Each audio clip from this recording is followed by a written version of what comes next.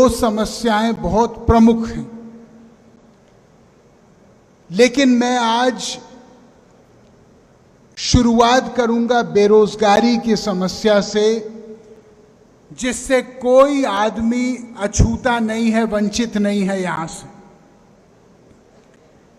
मुझे दर्जनों फोन रोज आते हैं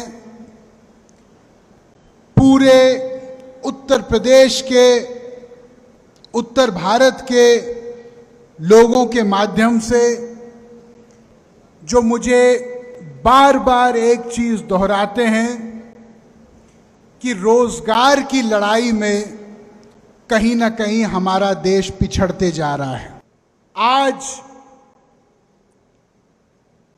मैं ये कहना चाहता हूं कि प्रधानमंत्री जी ने 2 दिन पहले जो ऐलान किया कि हम 2 साल में 10 लाख नई नौकरियां देंगे, उसका मैं तहे दिल से समर्थन करता हूं और उनका तरफ आभार प्रकट करता हूं। यह सच है कि यदि 10 लाख नौकरियां 2 साल में मिलेंगी तो देश में बहुत सारे परिवार खड़े उठेंगे। लेकिन साथ साथ मैं ये कहना चाहता हूं कि हमारे देश में सरकारी पद 1 करोड़ से ज्यादा रिक्त पद इस समय भारत सरकार में खाली पद पड़े हैं। ये मैं नहीं कहता, ये सरकार का अपना आंकड़ा कहता है। मैं प्रधानमंत्री जी से निवेदन करना चाहता हूं कि इससे पहले कि हम लोग 10 लाख नई नौकरियां बनाए, ये 1 करोड़ जो खाली पद हैं, अगर ये 1 करोड़ खाली पद ही हम लोग उनकी भरपाई करें तो लगभग 5 से 10 करोड़ लोग खड़े उठेंगे। हमारे देश में अगर एक आदमी का खून गिरता है तो पूरे देश का खून गिरता है। जब एक नौजवान का सपना टूटता है तो पूरा देश का सपना टूटता है। यह सवाल किसी दूसरे का नहीं है। आग कहीं और से शुरू होती है, मोहल्ले में घर हमारा भी है। हम लोगों को इस बात का ध्यान देना है। ये 1 करोड़ 60 लाख नौकरियां, लगभग 1 करोड़ केंद्रीय सरकार की और लगभग 70-75 लाख लगभग राज्य सरकारों, इसकी भरपाई के लिए हम लोगों को लगातार अपनी बात जगह जगह पे रखनी है। सरकार अक्सर ये कहती है कि हमारे पास आर्थिक प्रबंध इस समय नहीं है। ये बात सही नहीं है। क्यों? जब सरकारी नौकरी बनती है तो कोई भी सरकारी नौकरी हवा में नहीं बनती। सरकारी नौकरी बनने के साथ साथ ज्यों का त्यों आर्थिक प्रबंध होता है। अगर उस पैसे का कहीं और उपयोग हो गया तो इसके जिम्मेदार देश के नौजवान, देश के किसान और हमारे नौकरी ढूंढने वाली पीढ़ी नहीं है। जो सरकार ने वादा किया है, हम देश की जनता उम्मीद ये करते हैं कि उस वादा की पूर्ण पूर्ति होगी। क्या आप एक बात जानते हैं कि हमारे देश में अनेक सरकारों को मिला के केवल जो पेपर की फीस होती है परीक्षार्थियों की, अभ्यर्थियों की, उससे सरकार 1300 करोड़ रुपए हर सालाना कमाती है। 1300 करोड़ रुपए। सरकार का काम गरीबों के सपने के ऊपर एक बाजार और व्यापार खोलना नहीं है, सपनों की पूर्ति करना है। मैं सरकार से निवेदन करना चाहता हूं कि जो परीक्षार्थी है, उसके एग्जाम देने पर यदि जगह नहीं मिली तो मेरा हाथ जोड़ के निवेदन है कि सरकार उनका एग्जाम फीस उनको लौटाना चाहिए वापस। कोई भी पारदर्शिता या समय सीमाबद्ध प्रणाली नहीं है हमारे देश में। आप जानते हो कि अक्सर ऐसा होता है कि 2016 में कोई परीक्षा लिखता है और ज्वाइनिंग लोगों की होती है 2022 में। क्यों? क्या आप जानते हो कि हमारे देश में जब एक नौजवान किसान, छोटा व्यापारी जाके लोन लेने की प्रक्रिया शुरू करता है तो इसके आंकड़े मैं आपको बताना चाहता हूं। 80% के आसपास लोन हमारे देश में, सरकारी आंकड़ा है, मेरा आंकड़ा नहीं है,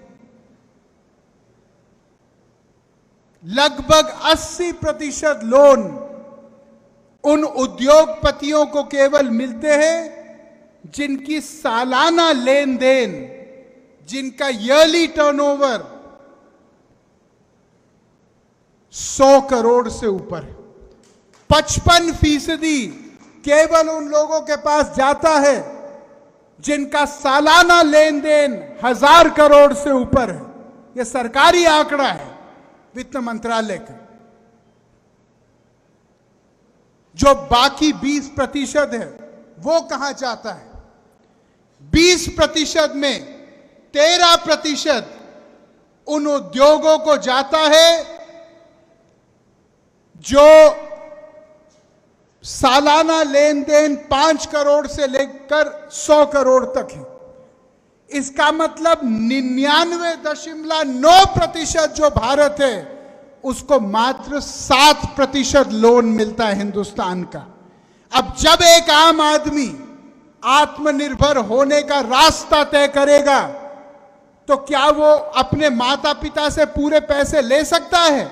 नहीं ले सकता, क्योंकि इतनी किसी के पास आमदनी नहीं है। उसको बैंक से मदद की जरूरत है। अब जब बैंक में सारे मदद की प्रणाली ही समाप्त है एक आम इंसान के लिए, तो वो सपना क्या साकार हो सकता है? आप मुझे बताइए। हम लोग ये चाहते हैं कि 10 लाख नौकरियां जो प्रधानमंत्री जी ने घोषित की वो जल्दी से जल्द हो। मुझे पूरा भरोसा है होगा। साथ साथ जो 2014 में मुख्य पत्र में कहा था कि 2 करोड़ नौकरी प्रति वर्ष मिलेगी, उसके ऊपर भी हम लोगों को सोचना है। और मैं जानता हूं कि दुनिया की आर्थिक परिस्थितियां इस समय बहुत आसान नहीं हैं। मैं किसी के ऊपर दोष नहीं डाल रहा, लेकिन मैं केवल एक बात बोलना चाहता हूं कि ये 10 लाख शुरुआत होनी चाहिए। ये 10 लाख इस रास्ते का अंत नहीं होना चाहिए। जो 2 करोड़ नौकरियों की बात की गई थी वो नौकरियों की पूर्ति भी होनी चाहिए देश में, तभी गरीबी छटेगी। बात करना चाहता हूं इस अग्निपथ योजना की, जिसके ऊपर आज ही मैंने एक पत्र लिखा है माननीय रक्षा मंत्री जी को। यह अग्निपथ जो योजना है, इसके बारे में कई नौजवानों ने पिछले 2 दिन में मुझे सोशल मीडिया पे लिख के, फेसबुक, ट्विटर पे लिख के अपनी चिंताएं मेरे सामने रखी हैं। भाइयों, मैं सेना में तैनात एक नौजवान को एक सरकारी नौकर मुलाजिम नहीं मानता। मैं उसको एक तपस्वी, एक योद्धा मानता हूं। मैं ये मानता हूं कि जो आदमी ने अपने जीवन का सर्वस्व न्योछावर करके अपने देश के नाम त्याग करते हुए दिया है, वो आदमी तनख्वाह के लिए नहीं जी रहा, वो आदमी देश के लिए अपना बलिदान देने के लिए जी रहा है। हम उसको तनख्वाह तक सीमित ना करें, ना उसको आंखें तनख्वाह से। भाइयों, सेना की तैनाती एक बहुत घोर संकल्प और तपस्या है। मैं आपसे एक प्रश्न पूछना चाहता हूं। आज अगर कोई ये कहे कि आधे समय कोई परचून की दुकान चलाएगा और आधे समय कोई सेना का काम करेगा, तो क्या हमारी देश के रक्षा के ऊपर प्रश्न चिन्ह उठेगा कि नहीं उठेगा? हम लोग आज आपके माध्यम से एक प्रश्न उठा रहे हैं जो इस देश का हर नौजवान उठा रहा है। वो प्रश्न क्या है? वो प्रश्न ये है कि आज सरकार को 5 साल मिलते हैं देश की सेवा करने के लिए।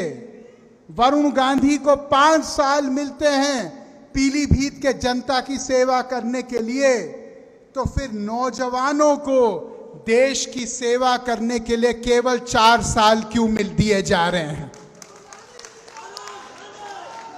ये सवाल हर नौजवान के सीने में है कि नहीं है? हम लोग भर्ती प्रणाली पे बहुत दिन से चिंतित हैं। 17 से लेकर 21 तक सेना की भर्ती होती है। मैं सरकार से आज प्रश्न पूछना चाहता हूं, अगर कोई 22 साल का नौजवान है तो क्या उसकी जवानी चली गई है? उसकी जवानी कोई काम की नहीं है देश के लिए? अगर कोई 24 साल का लड़का है तो क्या अगर वो देश के लिए अपना खून देना चाहता है तो क्या उसका खून बेकार है देश के लिए? ये प्रश्न हमको पूछने चाहिए। आज आप किसी टीवी उठा के देखो, केवल हिंदू मुस्लिम नफरत गर्दी चल रही है। मैं ये पूछना चाहता हूं, अगर हम लोग इस माहौल में लाखों लोगों को लेंगे, उनके बाद 4 साल बाद हम उनको छोड़ देंगे एक छुट्टे सांड की तरह गांव में, और हम उनको बोलेंगे कि 4 साल तक तो आपका बहुत मान सम्मान था, 4 साल तक तो हमने आपको सलामी ठोकी, हमने आपको फौजी साहब कहा, और अब आपको प्राथमिक विद्यालय के बर्तन मांजने पड़ेंगे, तो क्या इसका सेना के ऊपर, सेना के मनोबल के ऊपर, सेना के शौर्य के ऊपर कोई फर्क पड़ेगा कि नहीं पड़ेगा?